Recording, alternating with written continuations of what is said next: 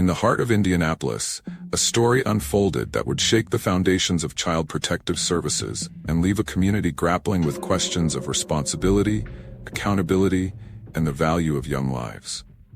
This is the heartbreaking tale of Kinsley Welty, a 5-year-old girl whose short life was marred by neglect and whose death exposed glaring cracks in the system designed to protect her. On April 9, 2024, emergency responders rushed to a home in Indianapolis, responding to a call about an unresponsive child. What they found was a scene of horror that would haunt them for years to come. Kinsley Welty, just 5 years old, lay motionless, her tiny body bearing the unmistakable signs of severe malnutrition and neglect. Despite their tireless efforts to revive her, it was too late. Kinsley's bright light had been extinguished, leaving behind a wake of questions, anger, and profound sorrow. The tragedy of Kinsley's death sent shockwaves through the community, raising urgent questions about how such a vulnerable child could slip through the cracks of a system designed to protect her. As details emerged, it became clear that Kinsley's story was not just one of personal tragedy, but a damning indictment of systemic failures in child protection services. Kinsley's story, as pieced together by investigators and presented by Annie Elise on her show 10 to Life, revealed a pattern of neglect that dated back to her infancy. Those who knew Kinsley described her as a bubbly child, full of life and love for the simple joys that captivate most children her age.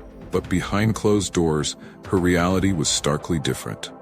From her earliest days, Kinsley's life was marked by instability and inadequate care. Police reports from when she was just a baby described a home in squalor, with filthy conditions unfit for a child. Even then, Kinsley showed signs of distress. Rashes covered her delicate skin, and an unnatural lethargy worried those who interacted with her. These early warning signs should have been a clarion call for intervention, but they were just the beginning of a long series of missed opportunities. At the center of this tragedy was Kinsley's mother, Toni. The first major intervention came when authorities responded to a call about Toni's health, only to discover the deplorable living conditions in which Kinsley was being raised. The scene was so disturbing that Toni was promptly arrested and charged with neglect. In the legal proceedings that followed, Toni pled guilty to 1 count of neglect. However, the justice system's response, a sentence of probation, would prove woefully inadequate in ensuring Kinsley's safety and well-being. This lenient sentence raised questions about the seriousness with which the courts viewed child neglect cases and the effectiveness of probation as a deterrent or rehabilitative measure in such cases. For a brief period, it seemed that Kinsley might have a chance at a better life. She was placed in the care of her paternal grandparents, who provided her with the love, attention, and care she so desperately needed. During this time, those close to Kinsley saw a transformation in the young girl. Her natural vibrancy began to shine through, and she started to thrive in an environment of love and stability. But this reprieve was short-lived. In a decision that would later be scrutinized and questioned, the Department of Child Services, DCS, made the fateful choice to return Kinsley to her mother's custody. This decision came despite the grandparents' vocal concerns about Toni's ability to care for Kinsley adequately. The reasoning behind this decision would become a focal point of the subsequent investigation, raising questions about the criteria used by DCS in determining child placement and the weight given to familial concerns. What followed was a series of missed opportunities and ignored warnings that would have dire consequences. The grandparents, deeply worried about Kinsley's welfare, made multiple reports to DCS, urging them to check on the child's condition.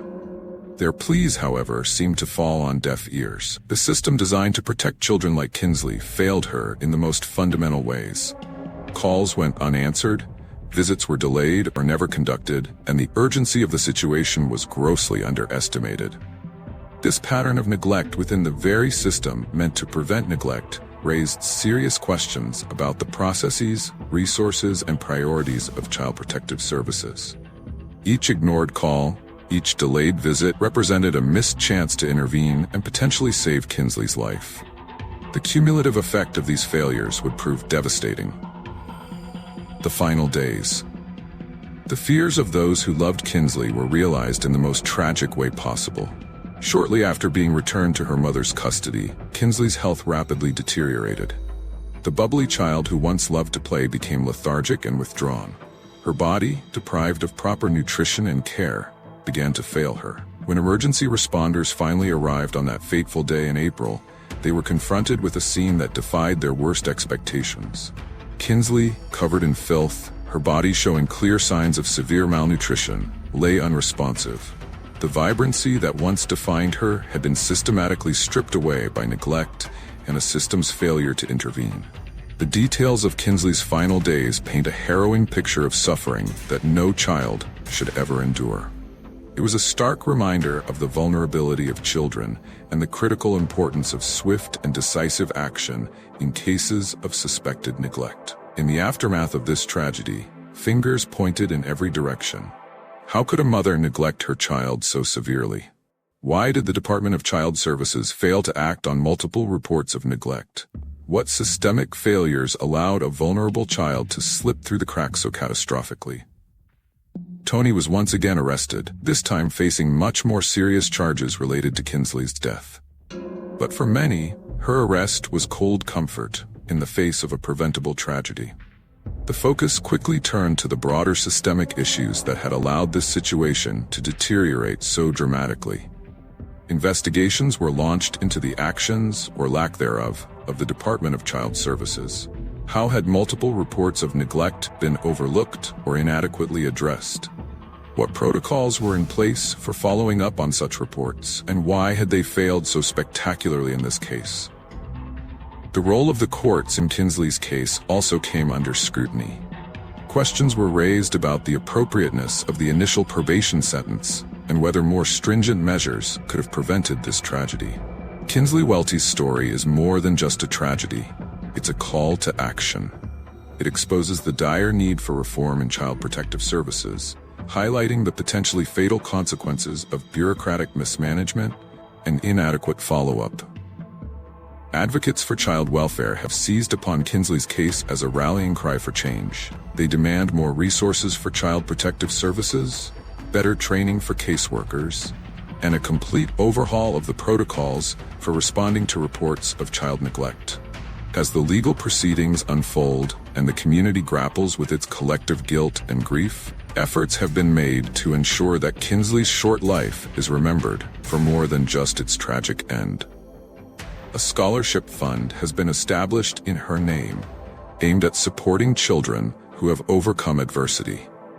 Local schools have implemented new programs to teach children about personal safety and the importance of speaking up if they or someone they know is being mistreated. Community members who never knew Kinsley in life have been moved to action by her story. Volunteer rates at child advocacy organizations have surged, and there's been a renewed focus on community vigilance in reporting suspected cases of child abuse or neglect. As the community continues to grapple with this tragedy, the memory of Kinsley Welty stands as both a heartbreaking reminder of systemic failures and an inspiring call to action. Her story challenges us all to remain vigilant, to speak up for those who cannot speak for themselves, and to never stop working towards a world where every child is safe, loved, and given the chance to thrive.